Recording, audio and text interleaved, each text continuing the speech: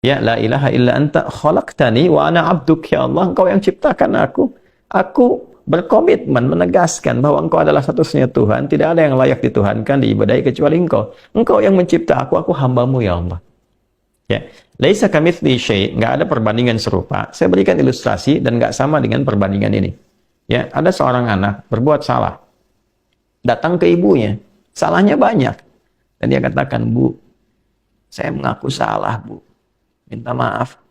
Ya, sesalah-salahnya saya kan anak ibu juga. Bukankah ibu yang telah mengandung, menyayang-nyayangi saya dalam rahim?" Itu kalimat sentuhan pertama. Seorang ibu ketika menerima kalimat itu, ya, dia bisa menahan marahnya. Dia mendahulukan kasihnya, walaupun mungkin responnya nggak cepat.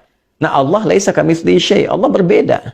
Ya, justru Allah mengajarkan kita dengan kalimat-kalimat baik tadi itu sebagai keteladanan. Kalau ada nanti praktek dengan manusia salah, masuklah dengan cara-cara yang lembut, gitu kan?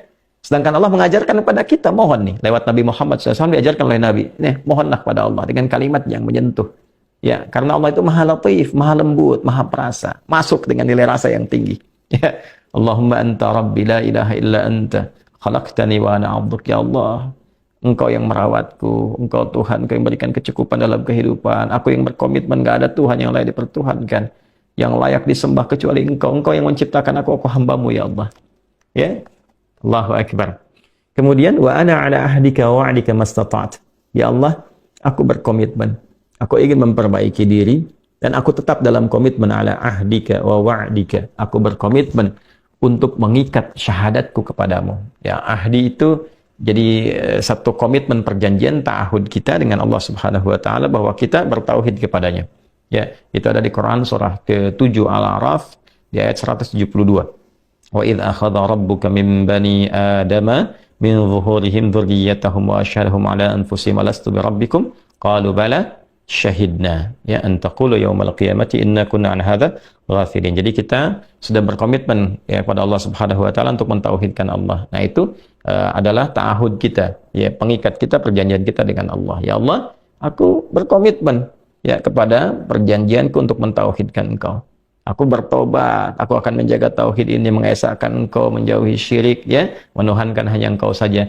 Kemudian juga wa ala wa'dika, dan aku pun yakin dengan janjimu. Ini apa yang Allah janjikan kalau kita baca di hadis yang lain, di hadis Muslim, ya, di antaranya misalnya, ya, siapa yang man qala la ilaha illallah wa la yusyriku bihi syai'a atau kama qala Rasulullah SAW, ya, siapa yang mengatakan la ilaha illallah, komitmen pada itu dia praktekkan, wa la yusyriku bihi syai'a, dan tidak musyrik selama hidupnya, dia jaga dari syirik, dia tobati dirinya, jaga dari syirik, dia mengucapkan la ilaha illallah, mempraktekkan itu, menjaga syirik, dakhalal jannah, kalau wafat dia berpotensi masuk surga.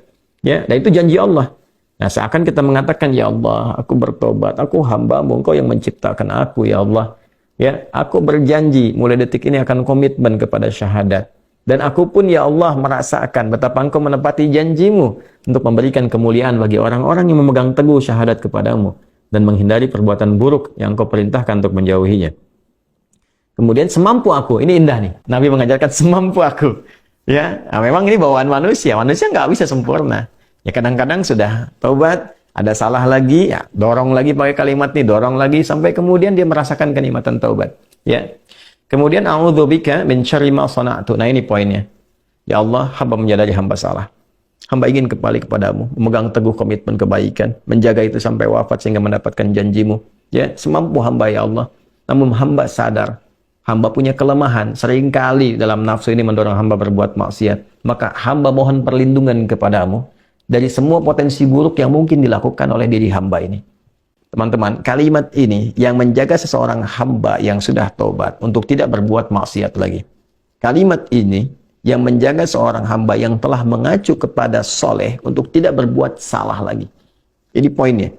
Ya, jadi seringkali ada pertanyaannya, ya Ustadz, saya itu sudah taubat tapi kadang dikerjain lagi. Nah, ini kalimatnya sudah dicakup oleh Nabi.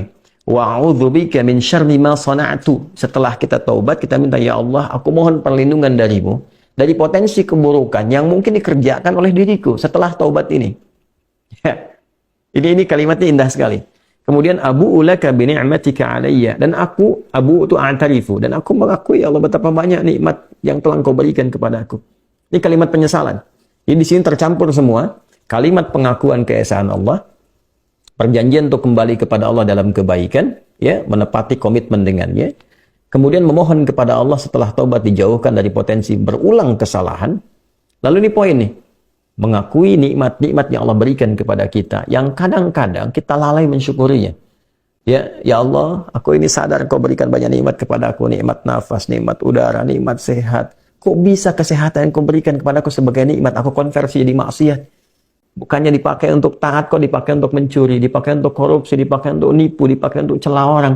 Mulut sehat orang baca Quran, kok ini digunakan untuk mencela orang? Tangan sehat orang gunakan untuk berbuat yang baik, memberi, mengerjakan yang baik-baik, kok digunakan untuk bikin hoax, untuk bikin status yang buruk, ya, untuk melakukan tindakan kekerasan dan sebagainya.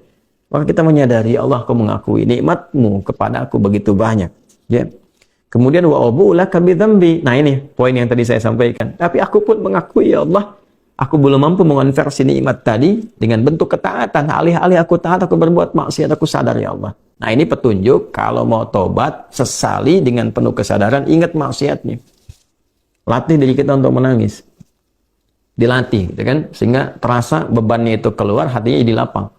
Orang kalau salah nangis itu, nanti yang beban itu keluar lewat air mata, yang hati yang tadinya itu sempit jadi lapang. Ya, jadi lebih terbuka. Faghfirli fa innahu la yaghfiru dzunuba illa ant. Sampai sini.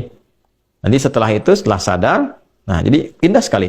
Setelah komitmen, sadar, pengakuan, penyesalan, keluar air mata, hati lapang, faghfirli. Baru saat hati lapang itu minta, ya Allah ampuni hamba. Fa innahu la yaghfiru dzunuba illa ant. Sungguh hamba berharap, bermohon kepadamu, bertumpu kepadamu, karena nggak akan mungkin ada yang mengampuni dosa hamba kecuali Engkau. La yaghfiru dzunuba illa anta. Nggak ada yang bisa mengampuni dosaku kecuali Engkau. Indah sekali kalimat. Sampai sini teman-teman. Ya. Allahumma anta rabbi la ilaha illa anta khalaqtani wa ana abduk. Ya, kemudian wa ana ala ahdika wa wa'dika mastata'tu.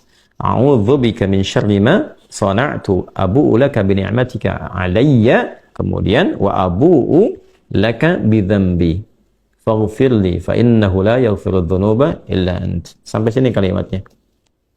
Ya, saya baca ulang ya, teman-teman. Saya bacakan lebih agak lambat sedikit. Nanti teman-teman bisa rekam atau nanti bisa ingat-ingat. Insya Allah nggak panjang kok. Ya, nanti dibacakan kalau bisa sih malam-malam habis tahajud atau setelah setiap kesempatan sholat. Ya, Bismillahirrahmanirrahim.